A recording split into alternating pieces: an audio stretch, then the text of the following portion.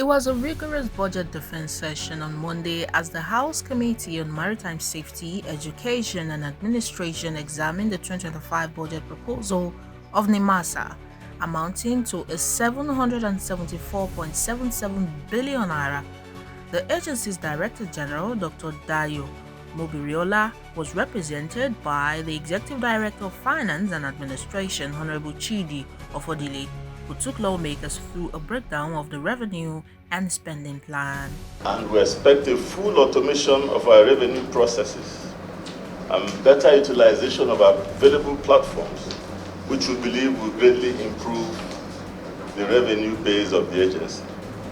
He identified key revenue drivers such as freight levies, offshore waste management, ship registration, and maritime security fees.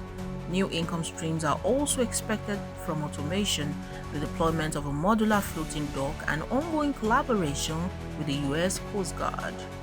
On the performance of the 2024 budget, Ofodile disclosed that while NIMASA projected 467.4 billion naira in revenue, only 370 billion naira was actually realized, a 79% performance rate. Recurrent expenditure hit 87% of budget targets, while capital implementation lagged behind at 51%. But the committee led by Honorable Khadijat Abba Ibrahim raised red flags over the new budget proposal, especially in light of the 97 billion naira shortfall recorded in the outgoing year. We have noted, however, that NIMASA's internally generated revenue IGR is no longer retained as 100%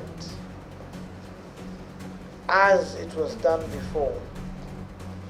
Under the current fiscal policy, the agency is now required to remit 50% of its IGR to the federal government in line with the Treasury Single Account and the Finance Act provisions. The lawmakers questioned the feasibility of doubling revenue projections under current economic conditions. They also queried a steep rise in personnel costs from 42 billion naira in 2024 to 73 billion naira in 2025, asking whether this was linked to new recruitment or inflated staff benefits. The committee further scrutinized how NIMASA intends to execute 89 billion naira in capital projects when half of its revenue will now be deducted at source.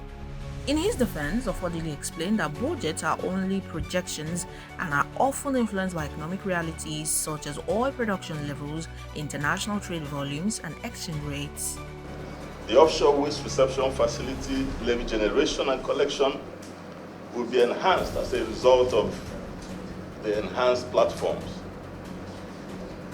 And we expect to put the modular floating dock into use and hopefully generate more revenue from it.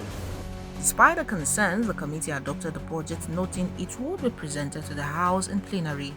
However, lawmakers issued a strong reminder to NIMASA to disburse the 200 billion naira earlier approved for key projects under the Maritime Academy of Nigeria, or run in Akwa Ibom State.